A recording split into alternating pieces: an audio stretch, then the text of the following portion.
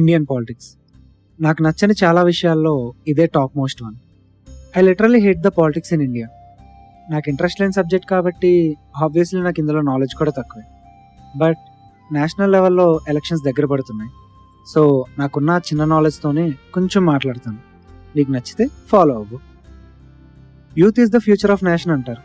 కానీ యూత్ అంతా పనులు మానుకొని పొలిటికల్ పార్టీ జెండాలు మోసే వన్ అండ్ ఓన్లీ నేషన్ మన ఇండియా. యూత్ పాలిటిక్స్లోకి రావాలి, అప్పుడే మన దేశం బాగుపడుతుందని చాలామంది సీనియర్ లీడర్స్ ఉపన్యాసాలు ఇస్తారు. కానీ నిజంగా ఎవరైనా యంగ్ పీపుల్ పాలిటిక్స్లోకి వస్తే అదే సీనియర్ లీడర్స్ వాళ్ళకి టికెట్స్ కూడా ఇవ్వకుండా జస్ట్ కార్యకర్తలుగా ఉంచేస్తారు. సారీ, తొక్కేస్తారు.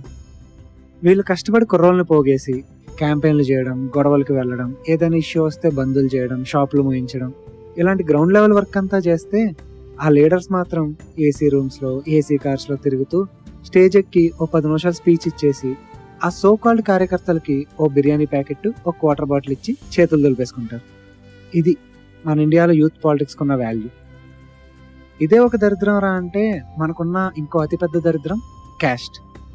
దీని గురించి డీటెయిల్గా ఇంకోసారి మాట్లాడుకుందాం. కానీ ప్రస్తుతానికి మన ఇండియాలో మాత్రమే ఎక్కువగా ఉన్న అతిపెద్ద రోగం ఈ కుల రాజకీయాలు. పోటీ చేసేవాడు కరప్షనిస్ట్ అయినా, జనాల డబ్బులన్నీ మింగేసేవాడైనా, అసలు వాడి కాన్స్టిట్యూషన్లో ఒక్క డెవలప్మెంట్ కూడా చేయడం చేతకాని వాడైనా, ఆఖరికి వాడెంత పెద్ద క్రిమినల్ అయినా సరే వాడికే ఓటేస్తాం. ఎందుకంటే వాడిది మన క్యాస్ట్ కాబట్టి. మన ఇండియా గత కొన్ని దశాబ్దాలుగా డెవలపింగ్ కంట్రీగానే మిగిలిపోవడానికి one of the main reason పాలిటిక్సో పొలిటీషియన్సో కాదు, జనం. ఎస్, వినడానికి కొంచెం హార్ష్గా ఉన్నా అదే నిజం. అది ఎలానో డీటెయిల్గా చెప్తా, జాగ్రత్తగా విను. ఒకప్పుడు బ్రిటిషర్స్ మనల్ని దోచుకోకముందు మన ఇండియాలో డెమోక్రసీ అనేది లేదు. అప్పట్లో మొత్తం రాజుల పరిపాలనే. మన జనాలు ఇన్ని ఇయర్స్ తర్వాత కూడా ఆ పరిపాలన మర్చిపోలేకపోతున్నారు పాపం. అందుకే మన పొలిటీషియన్స్లో ఎంతమంది క్రిమినల్స్ ఉన్నా, వాళ్ళ మీద ఎన్ని కేసెస్ ఉన్నా, వాళ్ళు ఎంత కరప్షన్ చేసినా వాళ్ళని, వాళ్ళ ఫ్యామిలీ మెంబర్స్ని గెలిపిస్తూనే ఉన్నారు, వాళ్ళకి బానిసత్వం చేస్తూనే ఉన్నారు. మనకు ఒక రైట్ లీడర్ని చూస్ చేసుకున్న ఇంటెలిజెన్స్ రానంత వరకు మన ఇండియా డెవలపింగ్ కంట్రీగానే మిగిలిపోతుంది.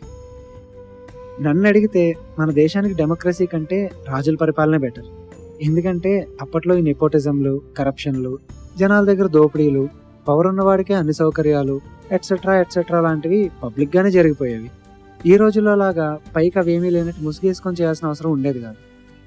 అండ్ అప్పట్లో ఉన్న ఇంకో గ్రేట్ థింగ్ ఏంటంటే, నెపోటిజంతో ఒక రాజు తన రాజ్యాన్ని కొడుక్కి ఇచ్చినా కూడా ఆ కొడుక్కి సామర్థ్యం ఉంటేనే ఆ రాజ్యం వాడి దగ్గర ఉండేది, లేకపోతే ఇంకొకటి వచ్చి లాగేసుకునేవాడు. కానీ ఈ రోజుల్లో అలా కాదు కదా. ఫాదర్ పాలిటిక్స్ నుంచి స్టెప్ డౌన్ అయ్యి కొడుకుని నిలబెడితే వాడికి అసలు మినిమం ఎలిజిబిలిటీ అయినా ఉందా లేదా అని ఆలోచించకుండా గుడ్డిగా ఓట్లు గుద్దేస్తాం. ఇంకా వీటన్నిటితో పాటు ఓటికి నోట్ అనే కాన్సెప్ట్ గురించి స్పెషల్గా మాట్లాడాల్సిన అవసరమే లేదు. ఎలక్షన్స్లో డబ్బులు సరిగ్గా పంచలేదు కాబట్టి మేము ఓట్స్ వెయ్యము అని జనాలు ధర్నా చేయడం లాంటి వండర్స్ ఓన్లీ మన కంట్రీలోనే జరుగుతాయి. ఆన్ ఏ సీరియస్ నోట్, మన దేశం బాగుపడాలంటే మారాల్సింది పాలిటిక్సో పొలిటీషియన్సో కాదు, ఓటర్. నీకున్న ఆ ఓట్ అనే హక్కుని సరిగ్గా యూజ్ చేసుకున్న రోజునే మన దేశం బాగుపడుతుంది. మనకు కావాల్సింది అడ్డదిడ్డంగా సంపాదించుకోవడం కోసం, పవర్ కోసం కుర్చీలాటలాడే పాలిటీషియన్స్ కాదు.